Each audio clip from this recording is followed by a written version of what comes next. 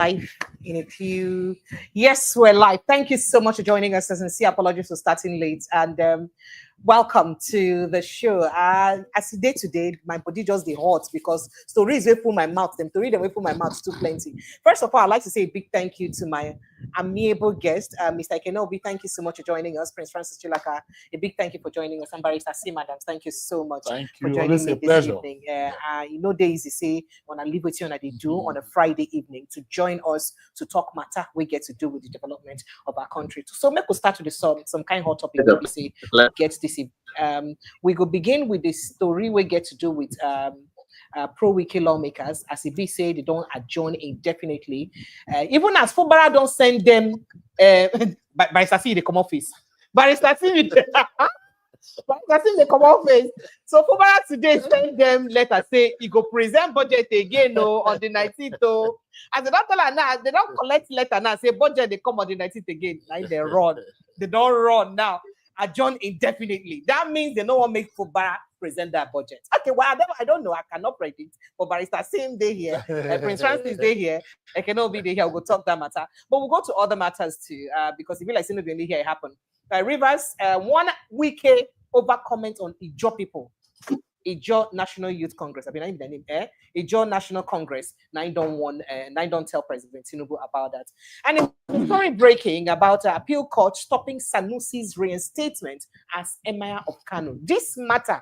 So it be like say, what thing they happen with APC and other opposition parties across all states still they go around because this get to do with Ganduje and Kwankwaso power play for inside Kano. No matter how people use look up on us. So some people they talk. We will look at the matter too.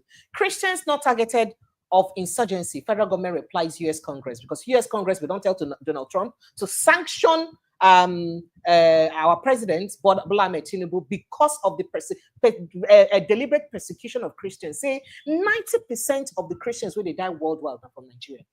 90% of Christians when they die worldwide now from Nigeria. But now federal government don't reply. Say no, not be deliberate target at Christians. So we'll also look into that matter. And pro-Akpabio protesters don't storm UN building for inside Abuja. The false Natasha say bring your evidence. He did not head. He did shake it. I like the fact that my gentlemen they take on that side. They take you on that. Yes. Today, not network worry you. I make I carry you come inside my studio. I say you go sit down inside the studio with me. What we'll talk the matter. Yes. Tackle national security threats. Army chief urges commanders. And then Nigeria has witnessed positive development on that Tinubu Catholic Church. Now talk about in the in-game meeting now with Catholic Church. Which Catholic Church? Okay, your Catholic Church, sir. No, it's not my Catholic Church. The Catholic Church cannot be speaking from two sides of the mouth. All right, so why Nigeria don't see better development? Another woman don't jump enter inside Lagoon today for Third Mainland Bridge because of hardship. Why they say we don't see good development? Well, all this matter and more, and I say we could look into as we say would they run on the show this evening. Once again, I'd like to say a very big thank you to you, gentlemen, for obliging just little small me to come into the studio. So make we look at that. We'll just take small break. When we'll come back, we'll begin dissect these and other news stories one at a time. Stay with us. This is your girl Precious. Let's hope that I can take this break.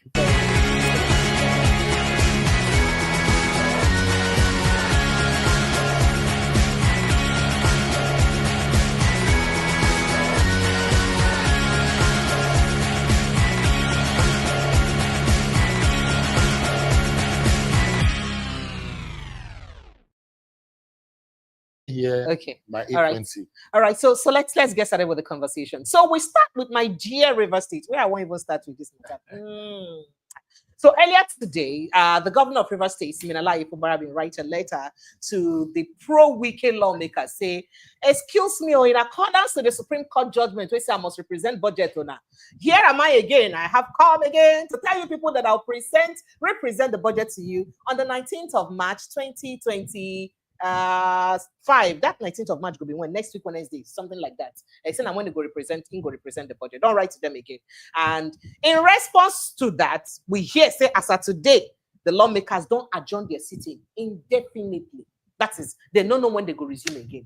what could be going on. I don't want to, let me start with Barrister. Honestly, I don't want to start with you. But before I start with you, right? You do recall that the Ijaw National Congress, INC, has also called on President Bola Tinubu to call the FCT Minister Nyesom Wike to order over his comment on Ijaw Nation. In case people they wonder that comment where he makes, say, Ijaw people they talk, say they no make up to how many percent, say they be the minority of the minority, so they shouldn't even be making that. I think I have that footage. Let's just play it. All this and the law speaks. All law speaks. Law speaks. All this as I wanna would die. And law speaks. All this as I wanna would die. And the law has spoken. All this and let me tell you something. And people should have that right. Ijaw does not constitute the majority of the Niger Delta. People must speak the truth. Heaven will not fall. You only die once, not 2 times. Ijaw does not constitute the majority of the Niger Delta. What nonsense every day you wake up? Ijaw will do this. In Akwa Ibom, Ijaw cannot be governor. In Delta, Ijaw is the minority of the minority. With all due respect to our late elder statesman, Edwin Clark, he's from Delta. He had never produced Ijaw man to the governor of Delta. He had never. The only place Ijaw man can solely be governor is in Bayelsa State. Not in Edo, not in Rivers, a minority of the minority. Out of our own benevolence, live and let live. Now, I don't hear waiting Wike talk where the Ijaw Youth Congress responds to say Ijaw are the minority of the minority and say Ijaw no fit become a governor like that. They no go fit states. So I know say I don't take this preamble again, but remember, say we get major ethnic nationalities from inside River State. We get the Queries, we get the Ijaws, we get the Iche people, we get the Ndoni, we get the Ahoda, we get the Andoni, we get different people, including my own people and Dr. people. We get them plenty around. But in all of this, the Ijaw people, you know, may not necessarily be as much minority as Wike has stated here. Because if you look at the spread of local governments in River State, Ikwere occupy Emohwa, Obiapo, Port Harcourt, Ikwere local governments, right? Yeah. So, but the Ijaw people occupy Degema, Asaritoru, Buguma, occupy Okrika, occupy Boni, Ogubolo, occupy, in fact, they do about 7 or 8 local government areas. So how do you say that people who are in these local government areas are minority of the minority? This is the question, or this is the problem. And I'm waiting they don't respond to. Can't say, make presidents one Wike where because if you want to win election for 2027, the best thing for him and make it one Wike. But Prince Francis Chilaka, let me start with you. What do you make of this remark? Of this morning, you know, and following I would always say that power corrupts, absolute power corrupts, absolutely. Wike has been speaking like a loose cannon. He no longer has respect for anybody, not even for Mr. President, and that's the truth. So I feel disappointed with him, and I feel a disgust because this whole thing about minority and majority in Nigeria is the bane of our problem. We can't say we are one Nigerian when we keep trying to profile people according to their ethnic group, profile people according to the language they speak, profile people according to their religion, profile people according to their age, profile people according to their looks. It is disheartening and it is shameful. And it's high time we put a closure to this. You know, for Wike to have said that on national TV is like poking his fingers into the eyes of the people. Yeah, these are people who voted him in to become governor for 2 terms. And all of a sudden, he now realizes that they are minority of the minority. They actually, in other words, you know, using the former president's definition of the South is a dot. That's what it means. So we need to apply some level of emotional intelligence, and our leaders need to know that. You can't come on national TV and begin to rubbish other ethnic groups just because you believe you are in power or you believe that the federal might is behind you. For me, this is totally unacceptable. It's the height of mediocrity, it's the height of insensitivity, it's the height of disregard for the Ijaw people and for Nigerians as a whole.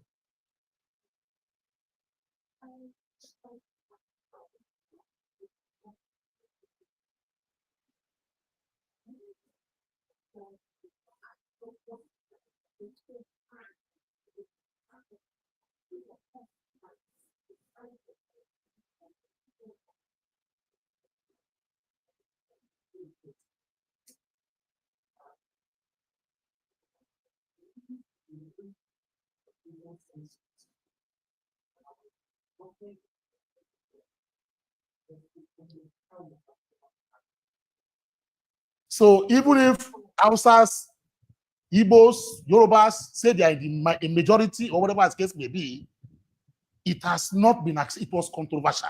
Then Then the census not correct. that is not correct. They don't use the census figures. Wait. You can quote, you can go and do your verifications on this. The other population census we did in Nigeria was some years ago. I can't remember the year exactly. That particular figure of the population that we did was also controversial in the sense that many of us said that is not the correct statistics of population of Nigeria. That is why you find that today, if anybody, I dare challenge anybody to give me the actual population strength of Nigeria, nobody can do. They say Nigeria is about 200-something million people, according to estimations, not national population census. So in other words, I'm coming. Okay. In other words, it is even something I cannot explain. That some people will tell me that they are in majority, and you now call those of us in the Niger Delta in minority, where you don't have accurate population census figures by the National Population Commission. I remember there was this particular man, I forget the former MD of Nigeria Breweries. Yes. Festus Odimegu was his name. He was contracted to do a population census as head of that population, whatever the case may be. During Goodluck Jonathan's administration? Yes. Okay, he didn't do anything because it was mired in controversy. So when anybody is talking about majority, minority, etc. as the case may be, or claiming as the case may be, for me, it's conjectural. It's just a guesswork. Now, coming to Wike's, opinion. Verbal vituperation, you may say. It can, maybe you call it verbal vituperations, maybe accept as the case may be, but there's a reason, why this happened. And in reaction to those vituperations and threats from, people on the other side, then he had to, do what? React. And mind you, these people personally threatened, the person of Nyesom Wike, his office, and his persona, saying that if, for instance, if X happened, this is what is going to happen. The Asawana computer will be activated. Let us be very objective, precious, and my brothers. Okay, sir. There is nobody in the world, or there's no country in the world that will sit back, no matter how bad the policy is, that a group of persons will say, we are going to destroy national investments or collective investment if this does not happen. That is terrorism. It's a terrorist act. And when you begin to say that the judge, as a case, let me be very pronounced. I know a lot of you will come after me, but I don't care. It's my opinion. For you to stand up because of political feuds between a Nyesom Wike and a sinful Bara, you now threaten that all national installations and investments in the Niger Delta will be blown up. There is no country in the world that will tolerate such. It was very open and so very that kind. makes Wike's speech worthy. Now, it's no. I'm not saying. I'm not trying to make his speech worthy. Okay, sir. But I'm trying to say that for every action, there must be a reaction. So if you, in the context of what is going on in Rivers State today, which is ugly, and which I don't support what is going on, you now lash in. Instead of you coming to mediate, you are exacerbating it, and you are directing threats, to the person and the institutions.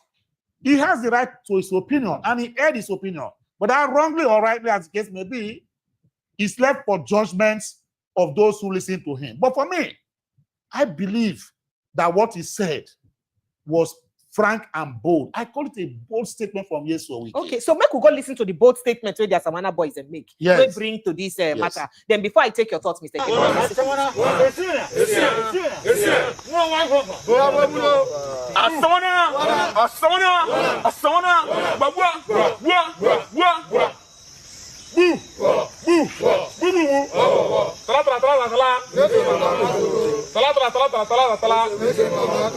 Nami, Commander, no good advice. Now, we Nigeria grand fighters.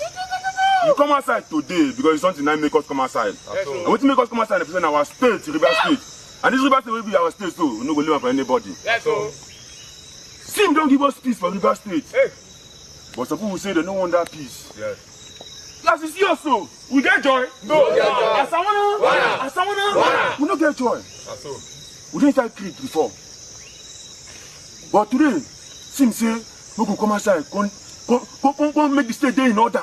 But one person say no go agree. When he mean they disturb him? No. When he mean they worry him? No. He never will stand up as.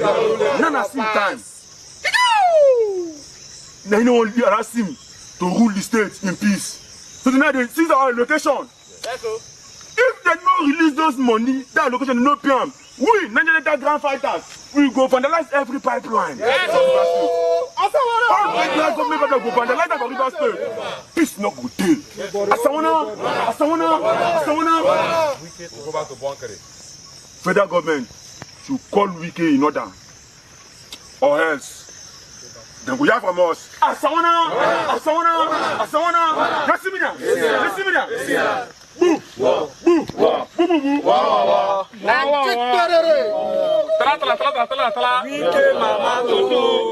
Bunkere for this state. No Bunkere. Federal government. All right, so we don't hear the Mr. Kenobi. Would you like to quickly respond? You wanted to say something? I wanted to say something that if from the clip you have played, you see or you hear the threats of those boys directed at and even mentioned his name. So it's a personal threat because to the persona. I'm coming. Because they're saying that he's responsible for the chaos in the that is what they're saying. That is their own belief. It might not be true, but they have issued threats, to him and his persona. And there is nobody, even me as an honorary man sitting down here today, if you issue threats and you call my name in your threats, I have to take one or two actions to diffuse that. All right, thank you. So he has the right to have reacted Mr. Kenobi, based on that threat. Would you like to jump in on this very quickly, Mr. Kenobi? Yeah, I would like to add one or two. I mean, there are too many things to talk about. There are too many things to talk about when it comes to Rivers State crisis. Everybody have different opinions because there are numerous opinions coming from different quarters, and everybody is actually talking based on either their emotional connect or their interest. And you see, I talked about vested interest and what that could do, the danger that could do to any system. Nigeria has kind of become a laughing entity politics has really ruined every aspect of our lives.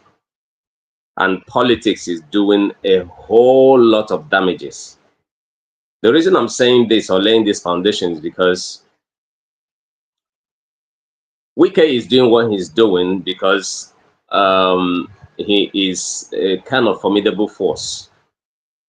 Maybe the president needs him in 2027, and he knows that. He knows how strategic he is and how important he is, because the last time we spoke about this particular matter, I said that Rivers State is at a crossroad, and then that crossroad, I pity the person who is at the helm of affairs, which is Fubara himself. I don't envy him as a governor because his back is against the wall at the moment. The things he's doing now, talking about peace, talking about stability, talking about how to, whatever anybody is doing, you have to put the interest of the Rivers people, you know, into consideration, whatever decision you have to make. It all coming to play now because he has seen himself, his back is against the wall based on the Supreme Court judgment. Before the Supreme Court judgment, he had his own time. He was doing what he was doing, you know, probably taking advice from people who didn't quite know much about what was going on, or who thought that if they pushed so hard, you know, they could get him to stand properly, that kind of stuff. So all that political theatrics, you know, that went on at the time it did, now it has come to a head. By and large, I wonder about Wike himself, because he is talking like somebody who is unhinged. The president, the Ijaw people, the elders of Ijaw land, went to Aso Rock to see the president, and Mr. President told them what he thought should happen, that they should go back to meet their son, to tell him to find a way to implement the Supreme Court judgments.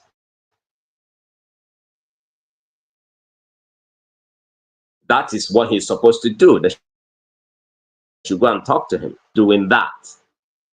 Then again, what Wike and his boys are doing, his men are doing, I think, you know, because the conjectures and the permutations we're all doing here is to be able to say, this is what I think will be the end goal, because everybody's act is, you know, pushing to a determinant. You can really actually say what you think will be the end goal. But I think that Wike and his men are trying to upset the system more in Rivers State so that the governor gets a bit off the tangent of his peace mantra, and so he can make more mistakes for them to be able to nail him to the coffin by impeachment.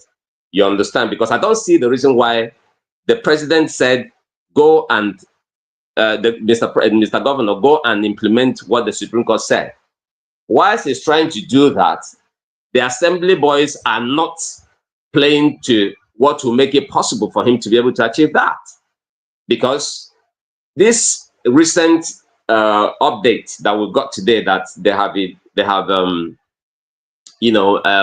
adjourned indefinitely, I really don't know what they want, because from what the governor said, he had already again approached them, making such overture for them to allow him to represent the budget he was proposing for Wednesday next week, and now they've adjourned indefinitely. I don't know what they want really, but I think that everybody should tread carefully.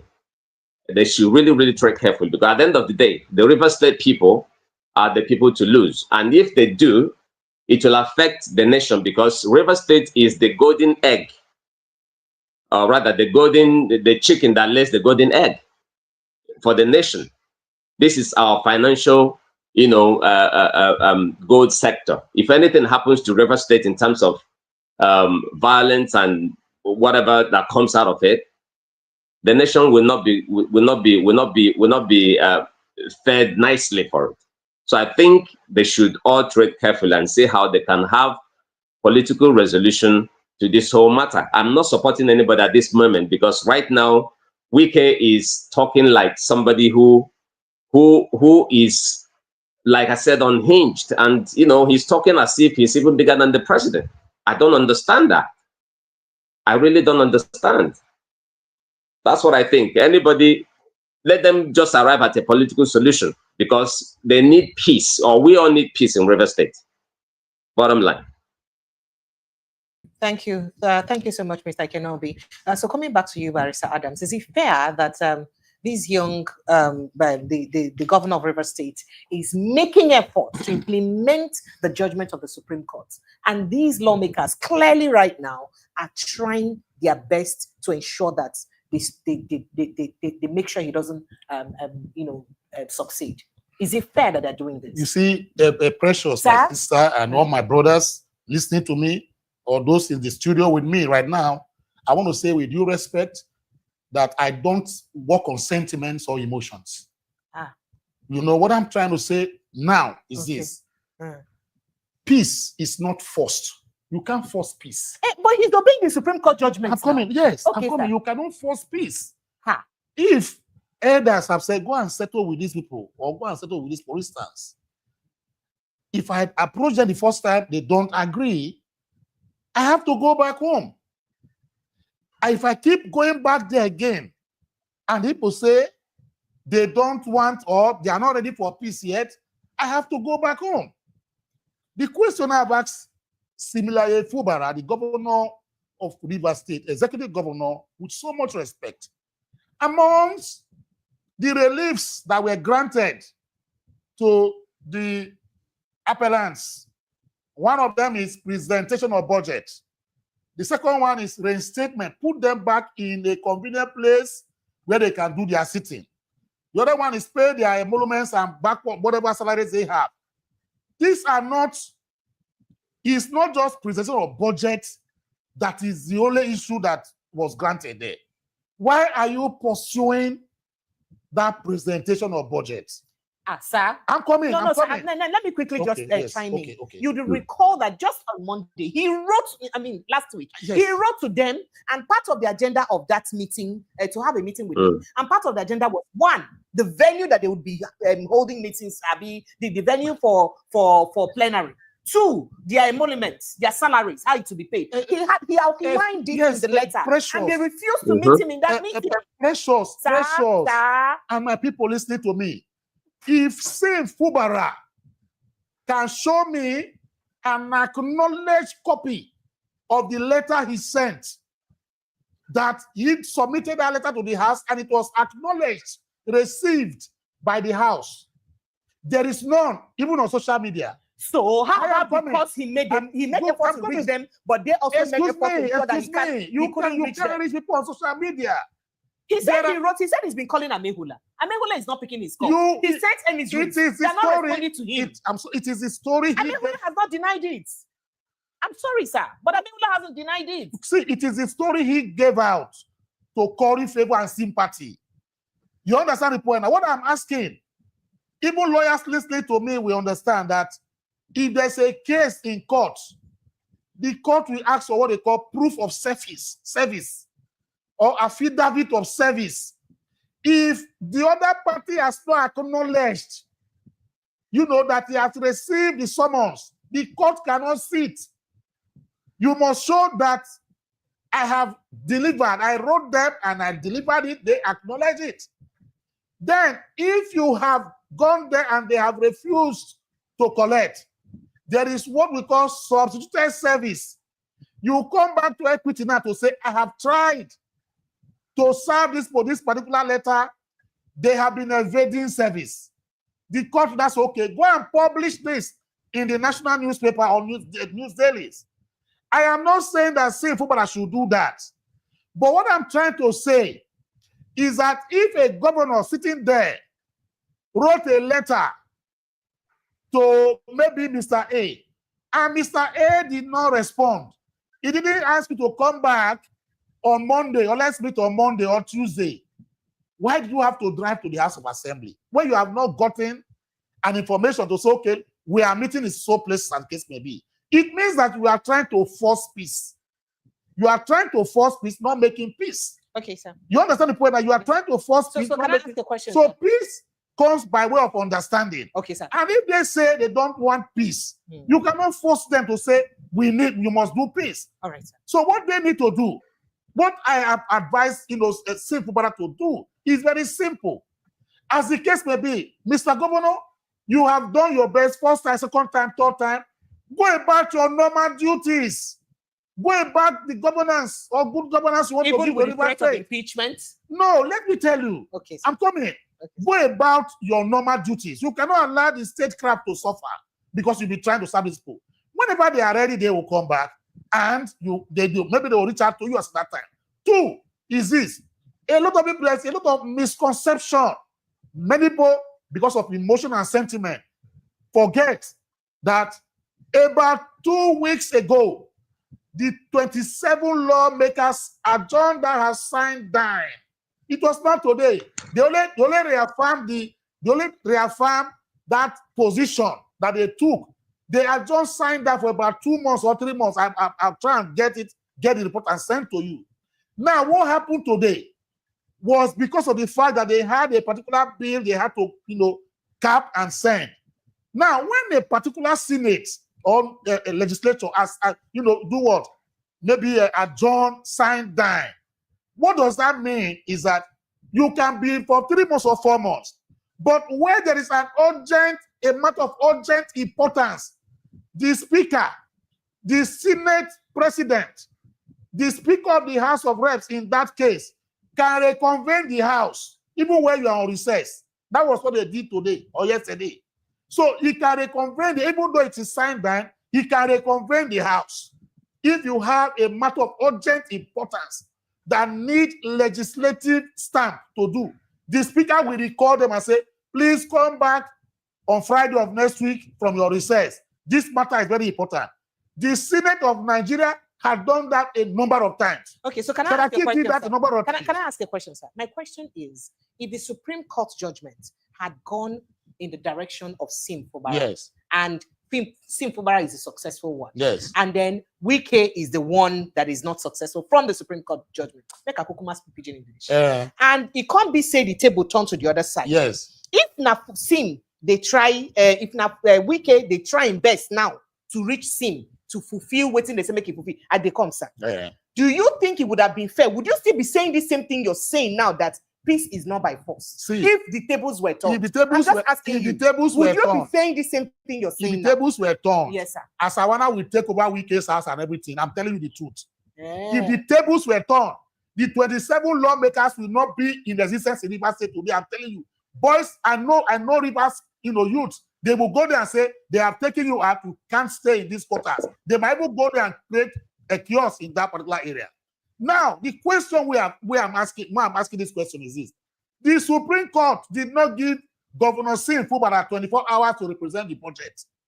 He did not give him 48 hours to represent the budget. He only said represent the budget, which means he can even represent this particular budget by August of this year.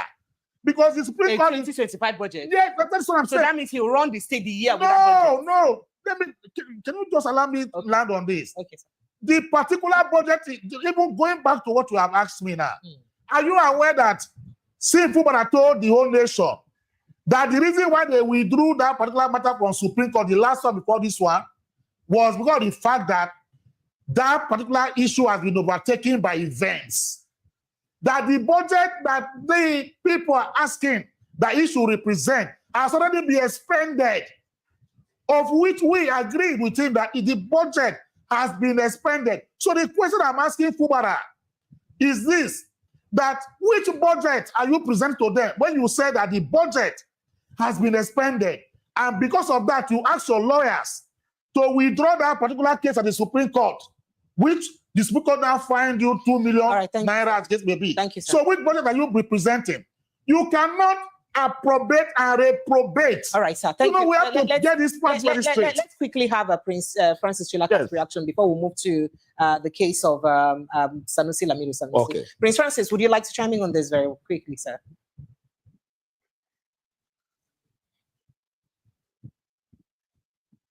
Sorry, I think you're muted from your end. Okay, go ahead, sir. Yeah. I believe there's a solution. And it's a very simple solution. Except we want to all pretend and allow Barrister Sim to be bamboozling himself instead of thinking he's bamboozling the Nigerian people. The truth of the matter is that if you look at what has played out in the Lagos House of Assembly, we had a very simple solution. Very simple solution. And that solution is, it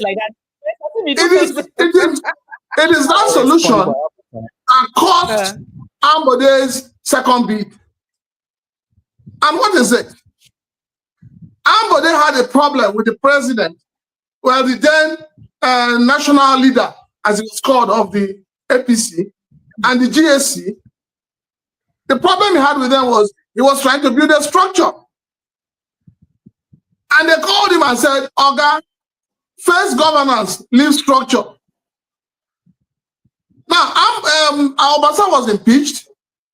They brought him back. And he decided to start playing the politics of, I own the structure. And Mr. President now called him and said to him, Oga, go and do your speakership and forget structure. And when Mr. President told Fubara to go and implement the judgment of the Supreme Court, I can tell you right now that what Mr. President has said to Fubara is, go and govern your state and leave out the structure. It is the structure of the political parties in Rivers State, especially the structure of PDP, that is causing problem in Rivers State between his godfather, supposedly, and Fubara. And for these honorable members of the Rivers State House of Assembly, they are acting like kindergartens.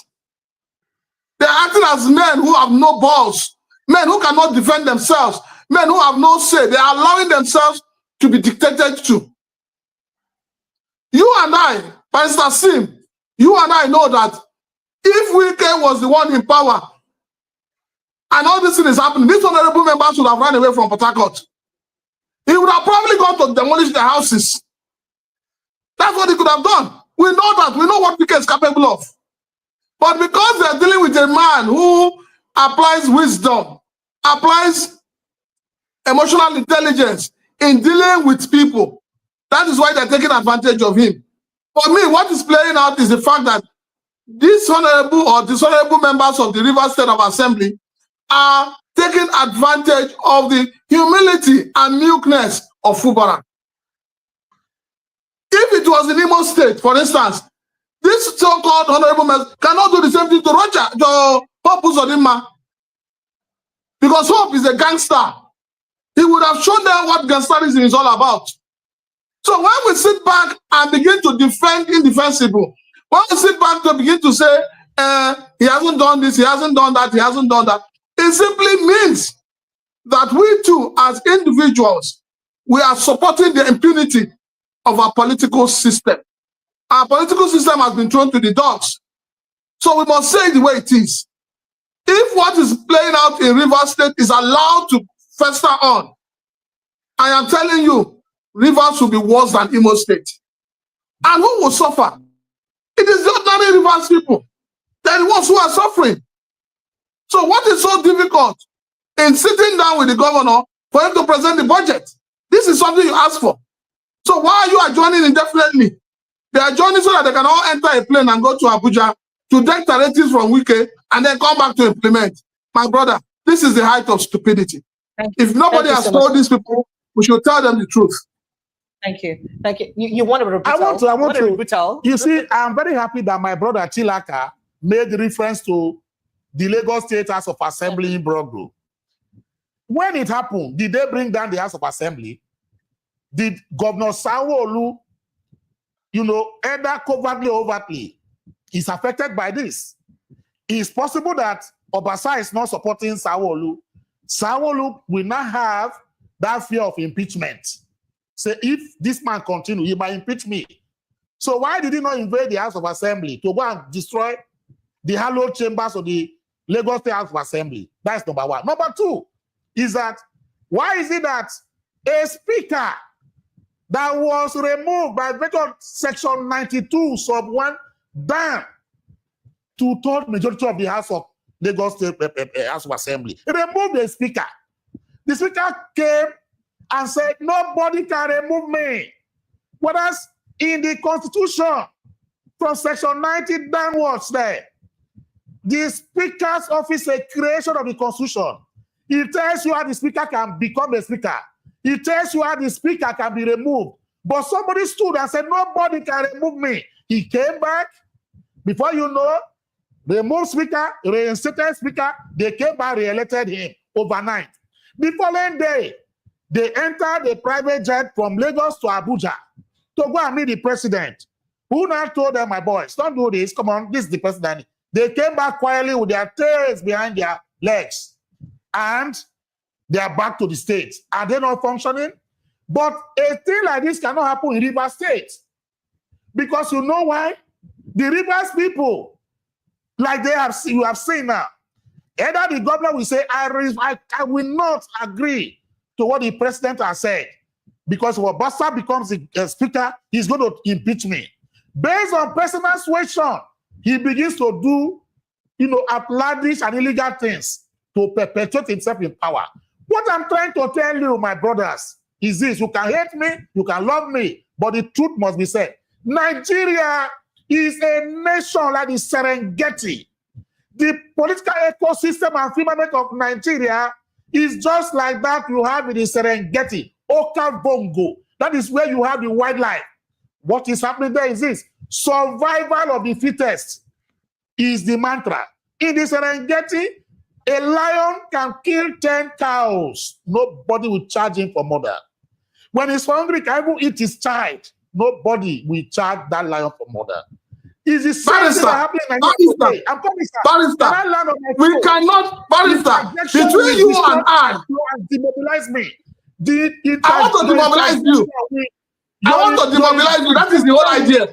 We can, Barrister, calm down. You are not in the court. You are not in the court.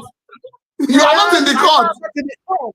But I have my minute to say Nigeria is a Serengeti. And that is why a lot of people begin to do things like this. The only thing, you see me, I am not a supporter of Nyesom Wike, but what I'm saying is that the kettle cannot call the pot black. Nyesom Wike is doing what? Doing the prescriptive and transactional Nigerian political system. All over in Nigeria today, El-Rufai left, and said before he left for SDP, he went to meet Buhari to tell him that I'm leaving. Is that not good for that reason? In Edo State, my state, Adams Aliyu Shomole single-handedly told you, I brought this man to office. We went there and voted, and we said he's the man that is the governor today. All over the state. So why single out Nyesom Wike? That is my problem. I want to say with due respect, using the Lagos example, it has become a thing that is so funny and zero-sum. That is why it's not going to end. We are going to have more of Nyesom Wike's.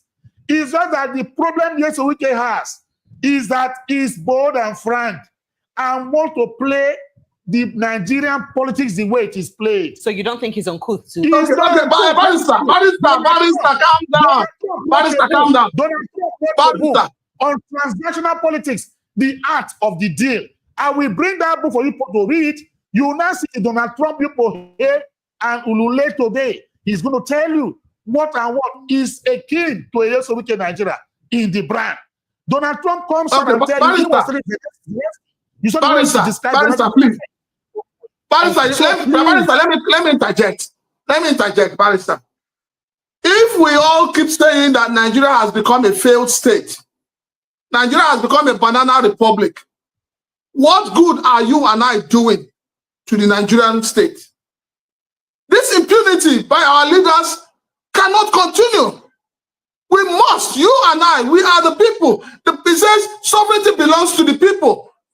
It behoves on you and I to stop this nonsense that is going on in our country. We need to stop it. You cannot say because it's a Nigerian thing. There is nothing that is a Nigerian thing. We can stop it. And that is what I'm saying to you. We as we approach, as we talk to people on a daily basis, we must be able to stop this nonsense. All right. We must stop it. That is the position, Barrister. We must stop it. We must speak against it. You cannot keep saying that godfatherism must be condoned because it's a Nigerian thing. No, I do not believe in godfatherism. I tell you something. Shall I tell you something? You see, I agree somewhat with you on stopping this and chasing out the crazy ball heads, as Bob Marley, said. But the Nigerian people have been head-bound to the extent that emotions and sympathy is what is the order of the day. A good example, I have said this before.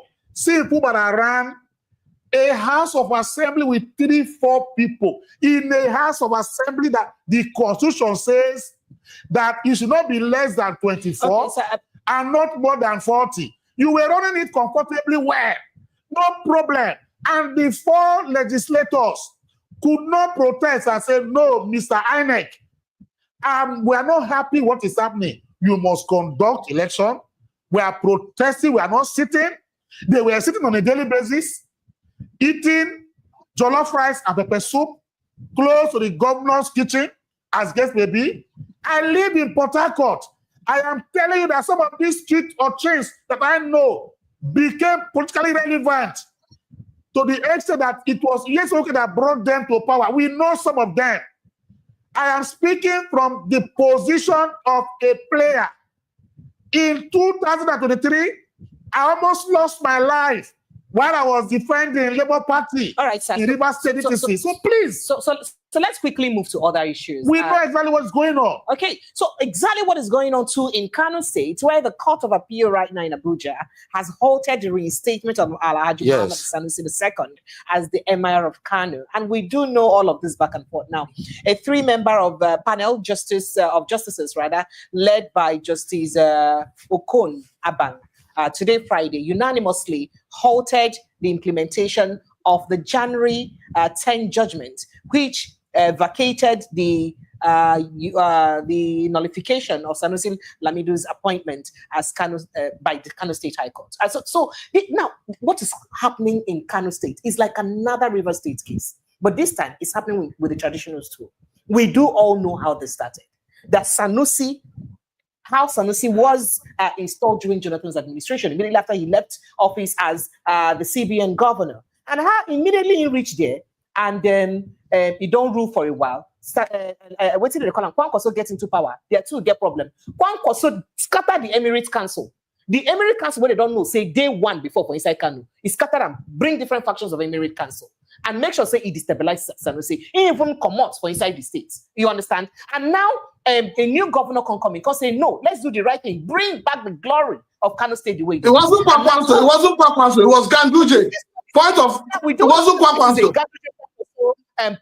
Play or APC NNPP power play in Kano State, destroying our traditional stools. Isn't that what is going on? Let me tell you something. The Kano State has let me use the word monarchical imbroglio has been what they call the musical chair, the proverbial musical chair. I'm a student of Nigerian political history. For those who are listening to me, I want to tell them. So now who win the music chair? Let me tell you now. A lot of people listening to me should go and do their research. In 1960, something also in his early 60s, 70s, the father of Sanusi, how did he live becoming Emir of Kano? There's a reason he was taken off. That was in the 60s. You understand? So when I say it's a proverbial musical chair, as the case may be, it's been like that. But is it fair that we're politicizing? No, I'm coming there. Okay. It's not fair. But because of the fact that traditional rulers have lost their relevance and value. In the First Republic, you had a place they call House of Chiefs, and you have the Parliament. The House of Chiefs were a place the chiefs and traditional rulers will go to make laws and deliberate and pass to government, and government will implement.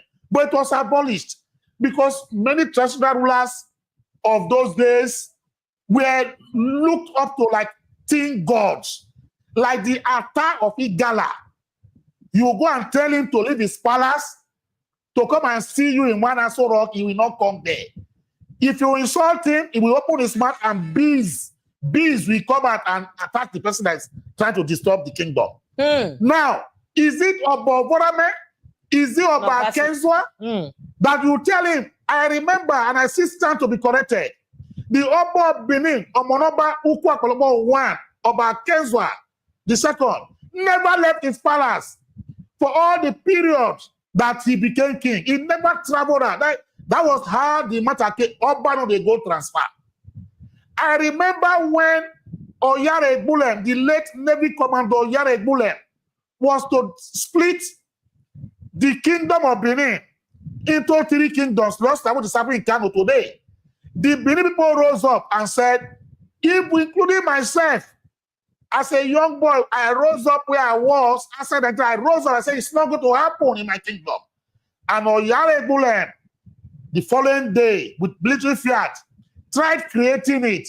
But what happened? He saw a coffin in front of government house at that time. He died mysteriously. Go and check the records. And it never happened again. There was a time also, during the SDP NROC election of that time, that brought in Odigio Yegun. The court subpoenaed the Oba of Benin to come and testify in the tribunal, very close to his palace. The Oba of Benin stood and said, nobody, I cannot leave my palace to go to court and stand in the witness box to testify for what, as the case may be. The court should come to me in the palace here. You understand? When the court made that pronouncement, the Oba of Benin and naked women went around Ring Road 3 times, in the night and in the daytime. And Oba came out in the first time and walked with barefooted. What happened? The tribunal ran away. So when you see what is happening in Kano, it will tell you how dismembered, how lobotomized the traditional institution has become. I saw a traditional ruler the other day, hobnobbing with a music star. Even the Queen of England cannot do that, to begin to hug him and do whatever. You see Obas and the kings eating in the open spaces where parties are going on. It didn't happen. So they have lost their relevance to this particular political class. That is what is happening in Kano today. It has been a musical chair right from the 60s. Now, coming to the reason, I want to see what they call racial dissidendi. The reason why the court decided to give their whatever ruling or judgment today. But from the little I gathered, it was not even Kwankwaso that did that. It was this particular present governor of the state. Do you know what happened? To tell you how illiterate some of our executives are, the governor amended a particular law, the House of Assembly, the local government and chieftaincy laws amended. On the day of swearing in, he went to swear in, give the staff of office to Sanusi based on the old law that he repeated, that the House of Assembly repeated. A law that was repeated by the Kano State House of Assembly. Are you saying the government that assented to that particular whatever didn't know the law? They presented the old bill, the old law, maybe by mistake, typographical, I don't know. He now swore in Sanusi on that particular old prescriptive law, forgetting that that particular law has been repealed and amended. So you see the legal issues that are embedded in that particular case. But those who don't know will say the court has done this again, as case may be. 2 is this. When you look at the musical chair going on in Kano State in those days used to be a feared and revered kingdom. Emir Bayero, Ado Bayero, you hear those names. But today, you see, even the President Sanusi, as the case may be, he will go and he attends, what functions in London and go and begin to deliver speeches. Have you seen King Sobhuza of Swaziland? Have you seen him going to United Nations to go and address whatever as case may be? And people living in Africa, in Nigeria now. Now, he will go there. If you're talking about political whatever, Sanusi will put his mouth there and begin to talk, do you not think that the politicians will respect you? So they've lost their value and relevance. Otherwise, they would have had what they call the House of Chiefs. Why was the House of Chiefs abolished by the 1979 Constitution? That's a question we should ask ourselves. Why was it abolished? In the 60s, the Oni of Ife had reverence, had power, had aura, had poise, had gate. The Oni of Ife had power, aura surrounding him, that if he says the governor will not do a thing, he becomes. Oba Deremi, the first Oni of Ife that had time with Awolowo, you saw the role he played in the First Republic. You saw the role he played. To the extent that some of the traditional rulers were governor generals in their areas because of the reverence that they had for them. But these boys, these cowboy chiefs that we have now, that go around with masquerade and they're having lollipops on their faces, with due respect to them, nobody is going to respect them. But that is just the little I can say on this. Thank you. And I believe the only way they can make this happen is that the traditional institution needs to be rejigged, need to undergo what I call ethical revolution. Okay. To bringing it to the past glory. All right, thank you. Thank you so much. All right, so I was going to take on Mr. Kenobi, but I think he's just left briefly. But let me get back to you, Prince Francis Chilaka, back to Lagos State with this matter, because either Oga Adams not explain or waiting he explain concerning Kano State matter. But back to Lagos State. This thing we say would do with our traditional institutions, they put them into politics. It did good enough. Now, reason because remember what they do with Oro during election, where they talk, say, but the ball roads 5 no be Lagos indigenous enough. But same way, this is through Lagosiano against someone who is from Ogun State, that is not from Lagos State, or as they used to say, or as they say, now wife maybe from Lagos State, him now Ogun State is from. But the son of Lagos State, so him papa from Lagos State, because him mama from Igbo, they say make them bring Oro. Oro where they see for daytime, and where be say women they see him because of this. Now the same Sonwolu now. Don't enter Wahala now with your Oga President. If you recall that the Wahala that happened in the House of Assembly, we hear that the president is saying that Sonwolu's hand is involved, that he's trying to gather too much power, and that he's the one that led to the impeachment of Obasa, and that he needs to be curbed. So how you think so Gofi control some of these things so that our traditional values go retain in normal glory where you get before? I'm going to toe the same line with Barrister. And I'll start by saying that our traditional institution has been debased. Our traditional institutions have turned into political class.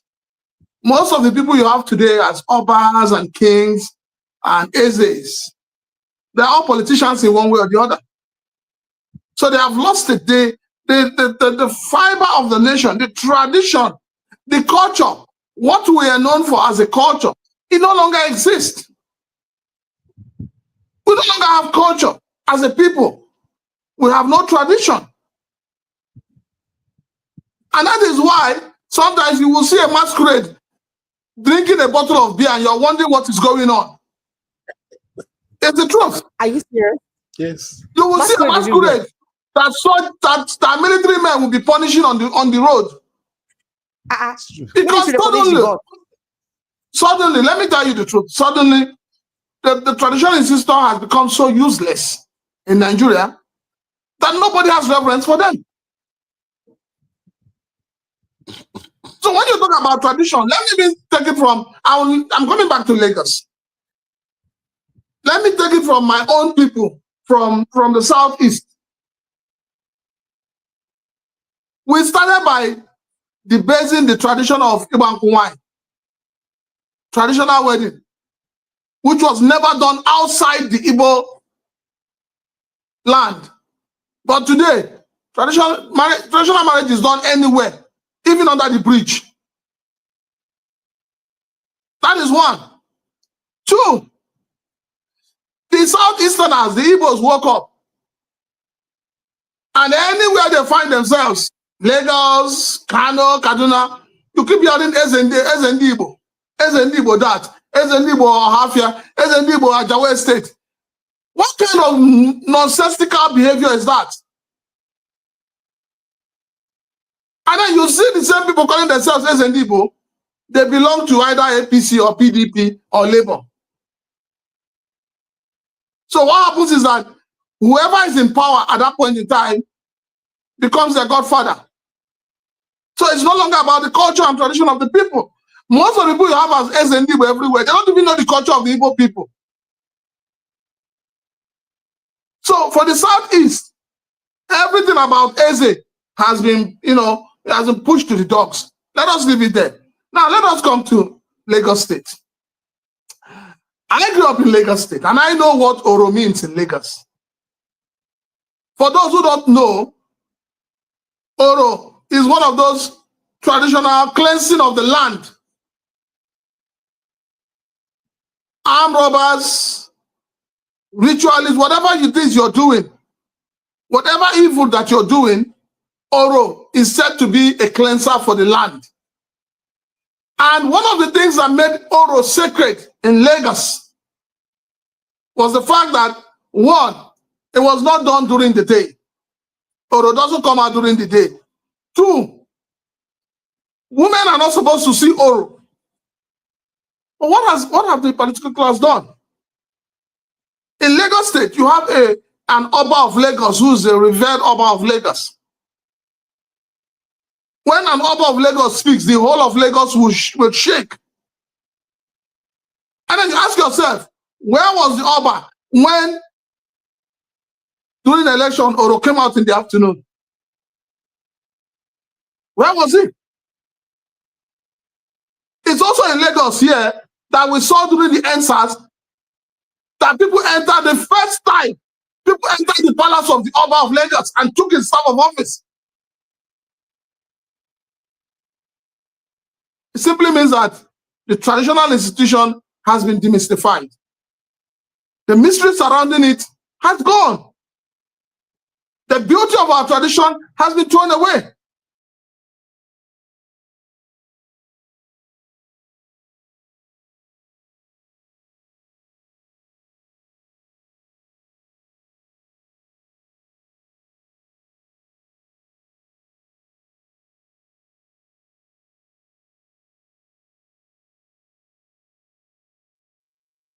I think we've lost your network briefly. Okay, so Mr. Kenobi, if you can hear us, if you can hear me, I'd like you to jump in on the conversation very quickly. Yeah. Just to add one or two. My two brothers there have really spoken well. I only just want to bring a perspective to it, which is again similar to what they have said. But I want to ask a question and also point out what I think has destroyed this particular institution that we used to hitherto revere. I said before that politics can destroy anything in Nigeria. And because we've been able to allow politics to be at the forefront of whatever it is that we do in this country, including politics has even crippled a lot of relationships and marriages. That's how bad politics, is, has eaten deep into the fabrics of the Nigerian consciousness, if you like. Politics is destroyed everything. It was the introduction of politics into our traditional institutions, allowing government to take charge of our traditional institutions that had brought us to this sorry situation. Because when traditional institutions used to be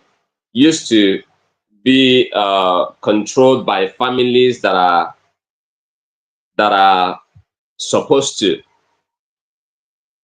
maintain that tradition and have a lineage of people that would come from time to time and then politicize it, where we appoint political cronies, those who have interest in different parties, you understand, to be able to handle our traditional institutions, you can see the level of bastardization, and it can only continue. Now the question is, in the scheme of things, and I've said it, the reason why this country is like this is because there are three sets of people that are in bed against the poor people, against the people they are supposed to be ruling over, making their lives better. You understand? Those three institutions are the religious institutions, the head of the religious institutions, politicians, head of governments, and then traditional rulers. Question I want to ask is, what is the relevance of traditional rulers in the scheme of things in our collective health, collective security, collective organization, collective anything you can think of? What is the role of the traditional rulers in the scheme of things? You can't really point out anything. People are being appointed just to get gain from the largesse of government. They appoint their cronies, they appoint their friends. You will see a traditional ruler who is in charge of a community that is so poor, but the traditional ruler is motorcades, but his community is very poor. So you'll be asking, a traditional ruler has suddenly just become elitist, or they're interested in how to, have a very affluent life, travel abroad the way they want. Some of them even have private jets. The core mandate that they're supposed to have, having to settle disputes within community, nobody does that anymore. Even if there is, it is politicized in such a way that you don't get justice. So it's just all a mess, really. And without question about their relevance in the scheme of things in our society, it has to be a very, very serious question. That question has to be very heavy in the lips of everybody. They should be able to ask that question and ask the question over and over again to be able to determine the relevance of these people. Because if they are not relevant, I don't see the reason why we should be talking about. We should be able to say respect them. You understand? Either they should be abolished, or their institution rejigged, and let's begin to feel their impact in our society. Thank you so much, Mr. Kenobi. So let's quickly move to another conversation. And Prince Francis Chilaka, I would like to start with you, and then I go to Barrister Adams. So earlier in the week, a report come out says some congressman for inside US, they encourage President Donald Trump, say, make it take action with concern the killing of Christians for inside Nigeria. Because say if you look at the way killings they happen for Nigeria, and if you summarize the total killing of Christians for religious reasons for the world generally, Nigeria make up 90% of all Christians who don't die across the world. That is, if you count all the Christians where they don't kill because of say now your religion be this, then they 100. 90 of them na Nigeria 90 day. And say this one don't come make say they suppose make Nigeria back to country of personal concern or something like that, CPC. So they suppose prescribe Nigeria as country where be say they're very important for that matter. Make I even get that word very well. Because say it they important because of the way we be say the killings don't use they for inside Nigeria. And then part of what they said is that it is painful because most of these killings by, especially they mentioned herders, that most of the communities where herders, Fulani headsmen, they kill. Say now mostly Nigerian Christian communities. If you look at the communities for inside Benue, you look at the communities for inside Plateau State, you look at Enugu women we just protest recently for killings. Even Ondo State, Nasarawa State, Osun State now, we don't protest, talk about killing of by headsmen. Say now mostly Christian-based areas. Why it be say these same killings then they happen for Muslim-dominated environments? right? So they also mentioned other killings. If you also look at, we'll go through statistics, we get and say for the month of January alone, almost 1,000 people died inside Nigeria. The month of January alone. And of course, for terror-related attacks. So why say these things they happen? And these headsmen, it don't be difficult to prescribe them and call them terrorist organization because of the manner at which then they use operate. Do you really think that there is some sort of religious killing in Nigeria because the Nigerian government don't reply through the Ministry of Foreign Affairs? Say this killing where they happen, say no, they targeted at Christians because they don't tell Donald Trump to sanction President Bola Tinubu government because of the way we say the government they do little or nothing on the killing of Christians. I would like to get your reaction, Prince Francis.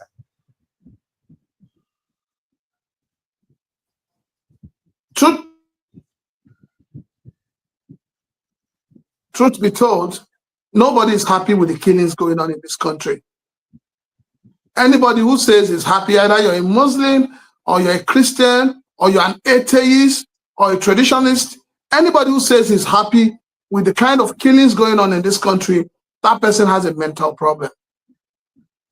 Also, with the rate at which pastors, especially of the Catholic faith,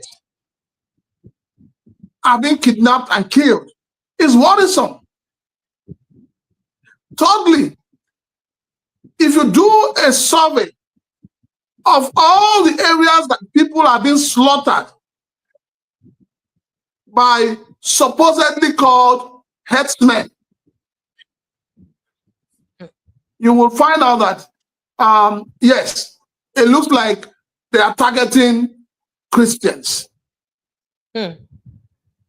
Yes, it looks so much like it. Check the number of people that have been killed in Benue in the last 1 or 2 months. You bring it down to some parts of even Kaduna. You go to Zamfara. Other than Borno, that we could say is a mixed reaction, but every other part of the country, it is actually more of where you have Christians and non-indigens. Now, when you bring it to the Southwest, you ask yourself, what are they looking for in Ondo State? And how about in Enugu State, where the women have been protesting for some weeks now? I'm coming. Okay. If you talk of Southeast, you talk of Ngobala in Imo State, you talk of Enugu. So you ask yourself, what is really going on? And why is it that, this government has told the line of the last administration by ensuring that people who go about killing others don't get punished?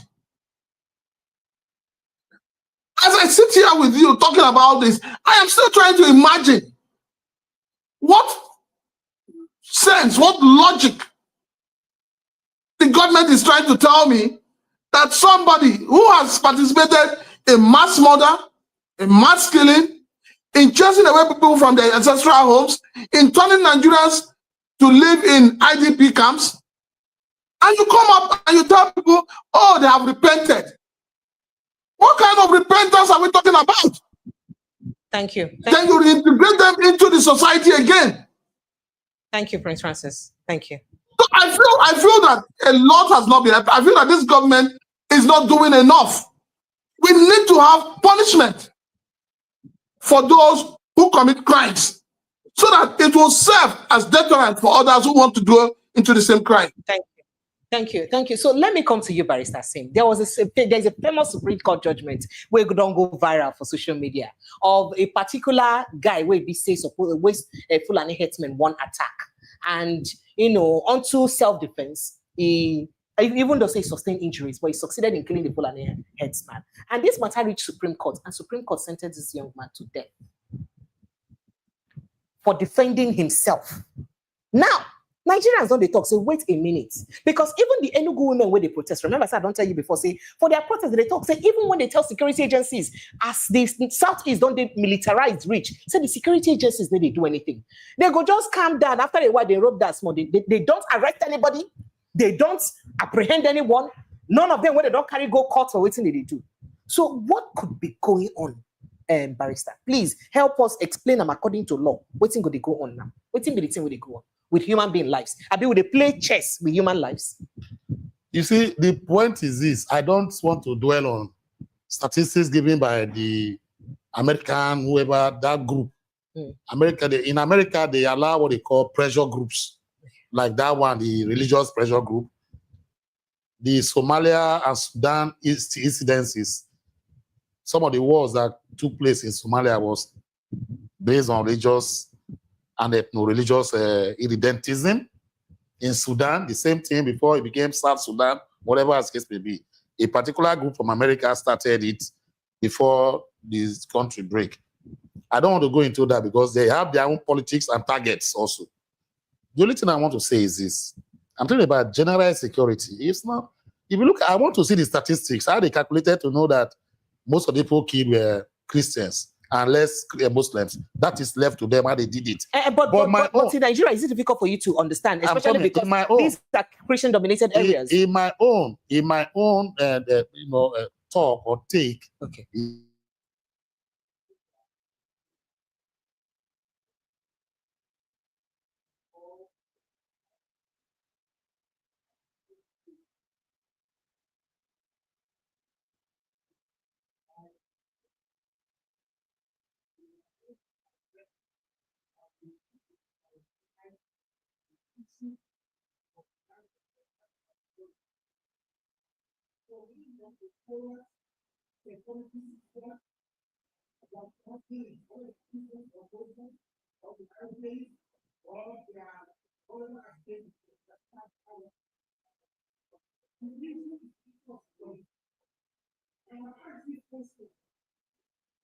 I walk around some cities in Nigeria today, you find that foreigners have taken over,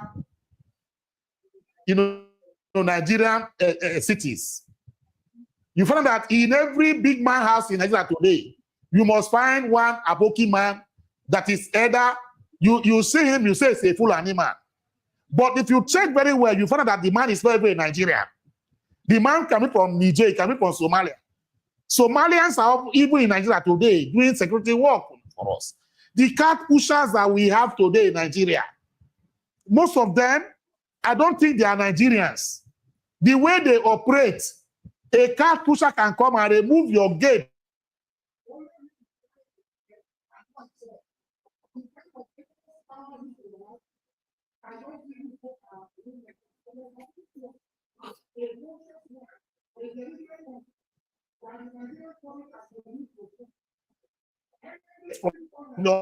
In my village, I come from today, the cattle rearers, as they call them, headsmen, no, I grew up. You'll be very shocked, as old as I am. I grew up to meet, headsmen camp in my village in the early 70s.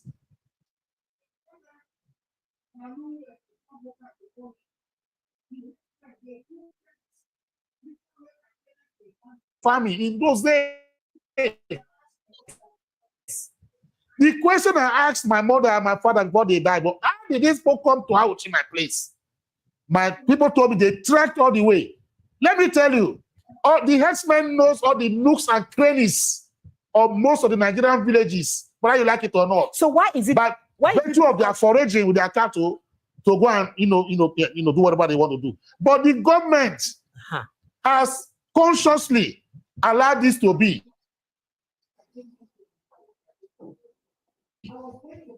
The other day I was traveling to Badagry. I think I gave you this story before. I don't know if I gave you the story. I was going to Badagry. I was going from Badagry towards the Seme border. I never knew that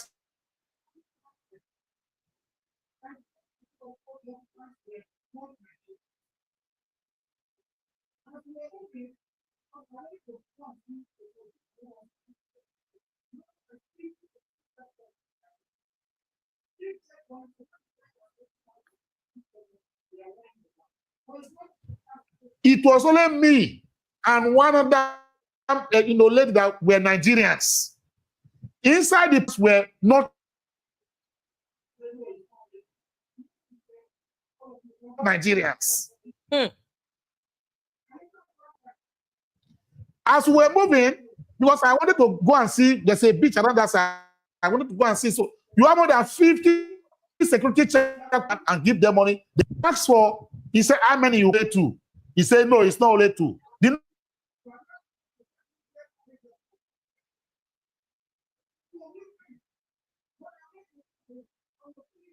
Next, he said, all of you come us. Some were from Togo, but they were inside. So I was going with my ECOWAS told me, always hold it whenever you're going out. Because they might swoop on you and say, bring it. So why don't you do that? Because the government has refused to prioritize.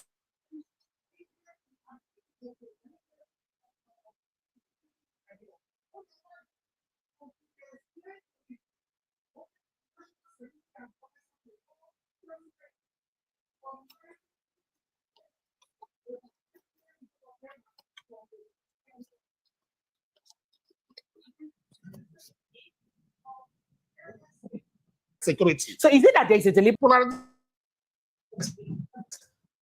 are from a particular section of the country? And you are telling me now that you're talking about security, when in Nigeria here, the people who move in, Islamic jihadists, these people don't hide themselves. A terrorist like 2G is his name. He forages around the Timbuktu Triangle. And he has boasted to say that he's an Islamist, that his mission is to Islamize the particular area of Nigeria he has taken over. And you are telling me that you cannot go out there and smoke him out if there is no deliberate and conscious effort to engineer and encourage them. So you find that at the point maybe, as case may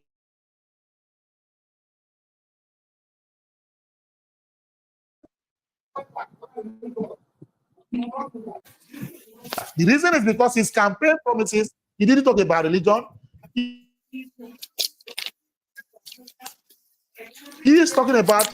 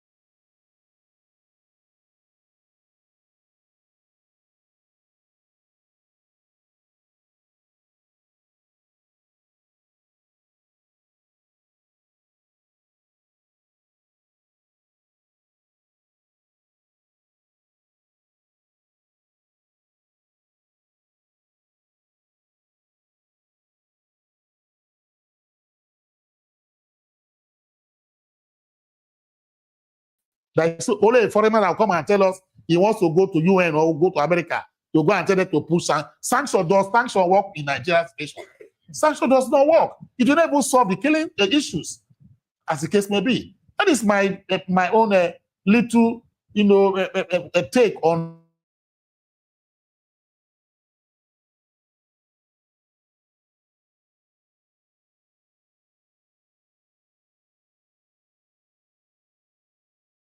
mentalists. You see them, they dress like those people in Afghanistan, and you can't even call them to question. In a country where you say Nigeria is a secular state, you understand the point. They beheaded Gideon Akaluka, in those days that we know, the border issue that entered. What has the government talked about that? The killing of the border for religious reasons. When you say Nigeria is a secular state, I can express myself in my religion the way I like. But a lady, a young chap was taken, his life was taken, her life was taken. The government didn't do anything. You say you went to court, people were discharged and acquitted. Not even discharged, they were discharged and acquitted. So you can't even bring any charges against them again.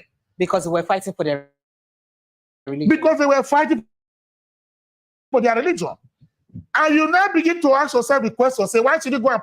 Even when Sam Rushdie wrote the satanic verses, some of the fundamentalist Islamic states, placed what they call a fatwa on his head. He ran to UK, and America said, if anything happens to that man, because of religious reasons, etc., this is what's going to happen to those countries. And the man lived his life till I think he died just quite recently, as case may be. So I don't know why we polarize religion in this, and we allow this kind of thing to happen. I'm so sad. The word Aboki is not a certain word. We have so many jihadists in front of us. Even our studios everywhere here, you go out there, you are going to see jihadists. You look at this, but they are not ordinary Nigerians. They are here.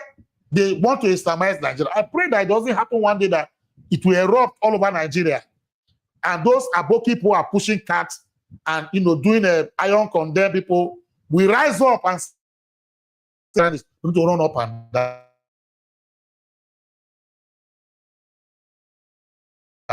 And finally, I have said that if this kind of killings were taking place in the southeast or south, initiated Operation Commando or Crocodile Tears, and the whole of the area of that southeast and south would have been cordoned off with military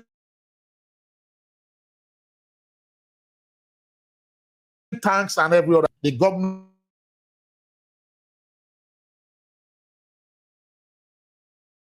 is killed, Christians. I think I have to leave it there. So, Mr. Kano, you've been listening very keen. I will maybe excuse embarrassed. You have something to say from your end, or mute from your end, please. The network has been crazy. It's been crazy from your own end. It's been worse than crazy. I had a major crisis today with network. God will help me. But let's go ahead. Thank you. Okay, so in fact, I don't know. The reason I started by saying I don't know is because this been a recurring issue in Nigeria. Okay, it's been a recurring issue in Nigeria, and the government kind of seem helpless.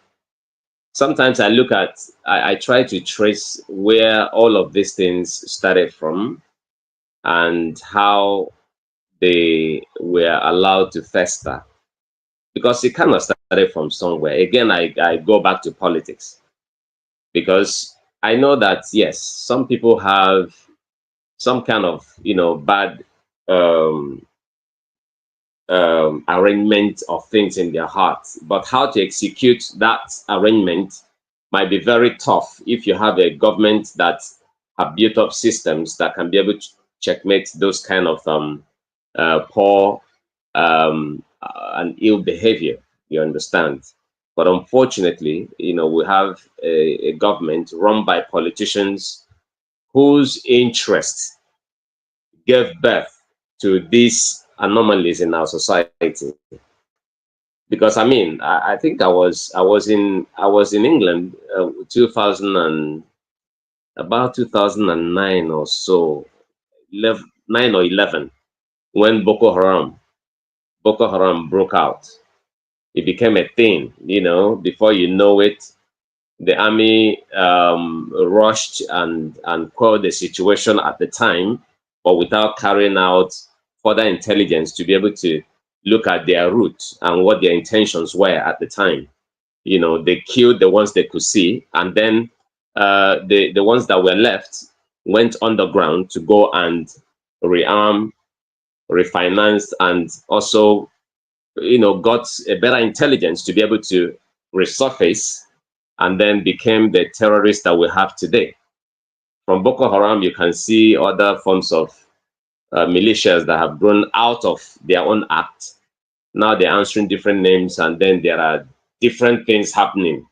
You understand? Bandit was a new name that came out of nowhere, and then from cattle rustling, before you know it, bandit became a name, and then we accommodated that, and then before you know it, now we have ISWAP, we have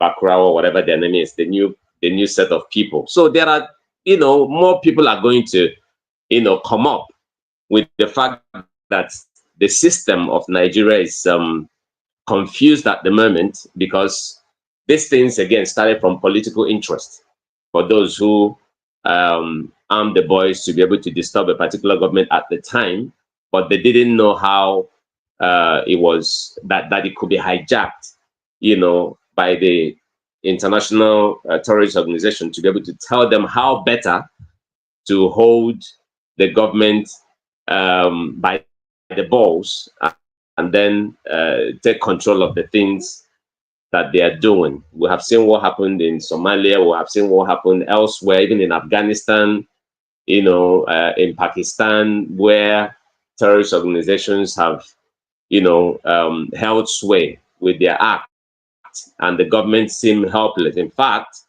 we can even see even Hamas, what they are doing in, holding the government of, Palestine. So that is how this whole thing started. And you can see even in the sub-Saharan Africa, the western part of Africa, Nigeria has become a laughing stock. What happens in Nigeria, me and you know, don't happen in Benin, Togo, Ghana. They have a better system to be able to check this kind of people. But Nigeria, because of vested interest in politics and in every other thing that we do, because vested interest it's not only in politics, it's also in religion, it's also in various other things that people think that they can gain something from. And because of that, they undermine national security. You understand? Anybody can get up and, shake the nation, so long as, the people in the authority find him strategic, they would hold him and keep him and allow him to continue with the rubbish he's doing. They will even, help him to develop that more against national security, against the collective security of the nation. So that's exactly what is happening. The killings all over Nigeria, from the north to the east, and all of that. Nobody even knows what is going on. Like what it seemed like, if you look at it emotionally, you would believe that they are targeting, a certain people with connected to a certain faith. But if you also look at it generally, you will also now realize that sometimes they kill randomly. They kill people of different faith, people who don't even believe in God.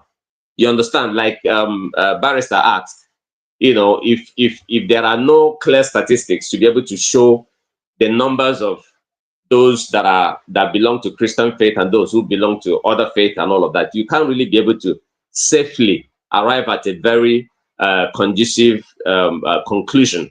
You understand? But sentimentally, one can be able to, give his or her own account You understand? Based on the fact that systemically, if these guys want to kill, like the ones they do in Southern Kaduna, if the Southern Kaduna is predominantly dominated by Christians, right? And then much of the killings go on there. Like Chilaka said, you know, in Benue, in other places in Nigeria, Enugu, including my village. Fulani headsmen, Fulani people have taken over all the bushes around my village. They kill people at random, they kidnap people. As I speak to you, I had to move my mother from my village to Owerri. You understand? My mother is no longer in my village. So that's how bad the whole place is now. So insecurity everywhere. And really, it has gotten so bad that the politicians can't even help because they started this whole mess. It is gotten out of hand. I don't know what they are. Even when you send, like what they are proposing now, that they want to establish military base in Benue, that wouldn't still solve a problem. Because if you look at Kaduna, Kaduna is the epicenter of every military formation that you have in Nigeria. Kaduna State is their headquarters, if you like. Yet, these guys run riot in Kaduna. They move freely, they attack even the military bases, and nothing has happened to them. Nothing has happened. So that should scare anybody. Military bases don't even move these guys. It doesn't move them one bit. And then we'll be wondering who is now going to bail the cat? Who will save the country? That is the question that we all should be asking, because nobody is safe with the way things are going.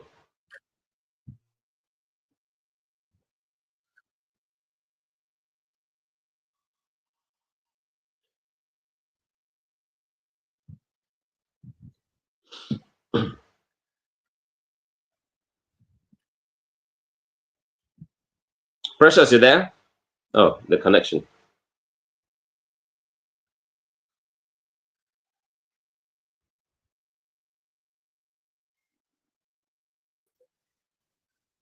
Precious, we can't hear you. Unfortunate, we don't have answers to this, but now waiting make we talk about them so that make our voices feel add. Can you hear me? Yeah, it's better now. I'm wondering what's going on. I don't know why you can't hear me. Can you hear me? Yeah, we can hear now. I am here. Can you hear me? Hear me by chance, please? Yeah, go ahead.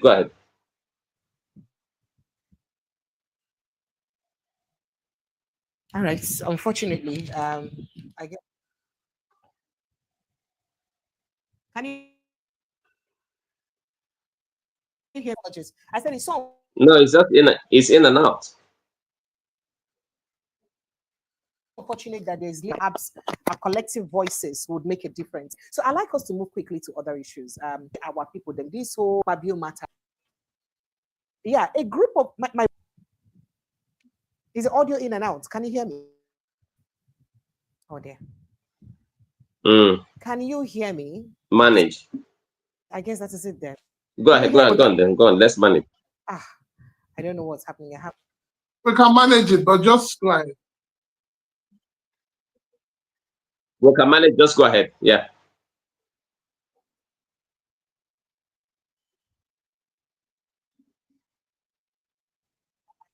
What's happening? So I was going to say that a group of women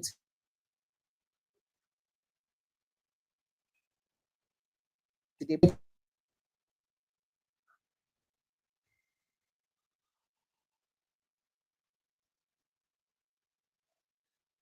protested. A group of women today protested in front of the UN building, and women requesting that for blackmailing the issues between Senate President Godswill Akpabio and today, and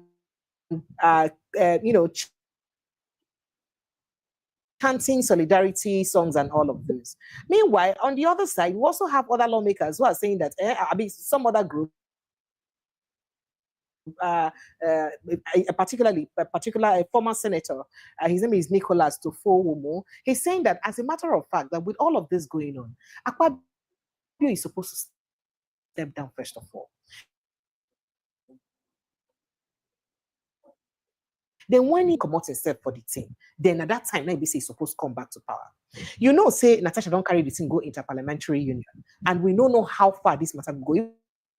Even though they don't talk, say it cannot be because of sexual harassment.